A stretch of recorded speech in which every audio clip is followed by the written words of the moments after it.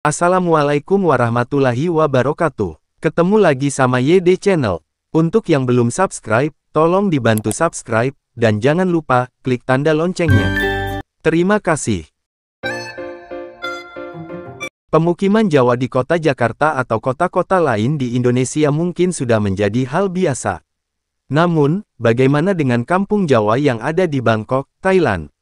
Di tengah-tengah pemukiman penduduk Thailand yang mayoritas beragama Buddha, ada kampung Koh Panyai di salah satu distrik di Bangkok, tepatnya di Jalan Soi Charoen Rat 1 Yaek 9, Sathon, Thailand. Di Koh Panyai ini terdapat sebuah masjid dengan arsitektur khas Jawa yang dibangun oleh Haji Muhammad Saleh 112 tahun yang lalu. Ya, bangunan masjid ini merupakan tanda bahwa di sini terdapat kampung Jawa yang dihuni oleh para imigran dari Jawa sejak 112 tahun silam. Apakah Anda penasaran tentang seperti apa kampung Jawa yang ada di Bangkok ini?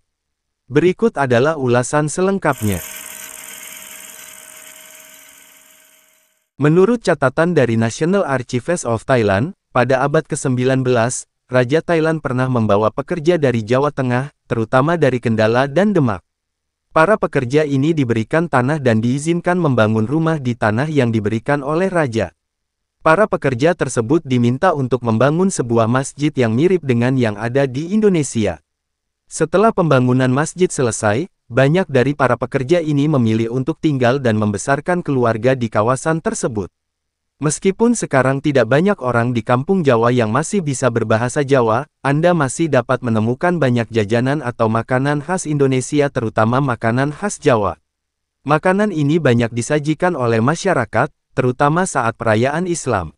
Tidak hanya dari makanannya, tetapi istilah-istilah seperti wong mantu, wong mati, dan kenduri juga masih digunakan, yang mengingatkan pada kampung halaman di Pulau Jawa.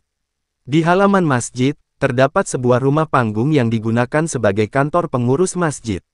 Selain itu, juga dibangun madrasah untuk ratusan anak jamaah Masjid Jawa.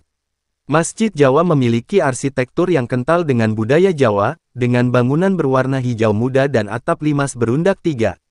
Bangunan masjid ini memiliki ukuran 12 x 12 meter persegi, didukung oleh 4 pilar, serta 2 jam tua dan mimbar. Jika Anda sedang mengunjungi kawasan Sathon di Thailand, Anda tidak boleh melewatkan destinasi wisata yang satu ini. Untuk mencapai Masjid Jawa, Anda dapat menggunakan transportasi umum seperti MRT menuju stasiun Surasak. Kemudian melanjutkan dengan ojek seharga sekitar Rp8.000 menuju Masjid Jawa. Anda akan melewati gang-gang kecil yang tidak jauh berbeda dengan Jakarta. Masjid Jawa yang berwarna hijau dengan atap khasnya cukup mudah ditemukan. Thailand ternyata memiliki sejarah keterikatan secara tidak langsung dengan etnis Jawa asal Indonesia. Sebuah desa kecil di selatan Thailand bernama Koh Panyai ternyata ditemukan oleh 3 orang nelayan keturunan Jawa. Kampung ini juga dikenal sebagai kampung Muslim yang ada di Thailand. Meski letaknya terapung di laut dan di bawah Bukit Kapur, Koh Panyai sangat populer bagi para turis. Koh Panyai kini menjadi salah satu destinasi wisata di Thailand.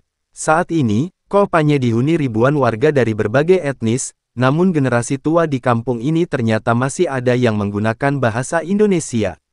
Kampung apung Koh Panyai ditemukan oleh 3 orang nelayan keturunan Jawa 200 tahun yang lalu. Mereka melakukan perjalanan untuk mencari ikan hingga akhirnya menemukan lokasi yang tepat untuk bermukim. Setelah mereka bermukim di sana, mereka memberitahukan kepada nelayan-nelayan lain dengan mengibarkan bendera di atas bukit. Seiring berjalannya waktu, semakin banyak warga yang datang ke sana dan bermukim bersama 3 orang nelayan Jawa tersebut. Koh Panyai berada di sekitar Laut Andaman, tepatnya di lepas pantai selatan Thailand.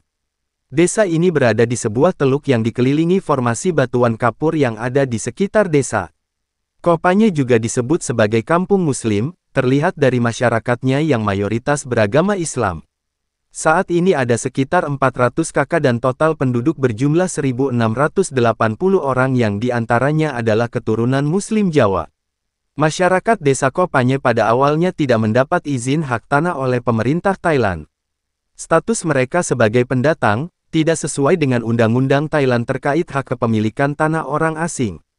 Namun semenjak banyak turis yang datang ke Koh Panyai, pemerintah Thailand akhirnya memberikan izin. Berkat 3 orang nelayan tersebut, kini desa Koh Panyai bisa memiliki fasilitas lengkap seperti desa pada umumnya. Koh Panyai juga dikenal sebagai kampung muslim di Thailand, terlebih adanya sebuah masjid yang berdiri di sana. Masyarakat Koh Panyai juga mayoritas beragama Islam, terlihat dari cara berpakaian mereka. Desa Koh Panyai kini menjadi salah satu destinasi wisata favorit di Thailand. Desa yang dahulu mengandalkan perikanan sebagai sumber mata pencaharian, kini sudah dibantu dengan berkembangnya pariwisata di sana.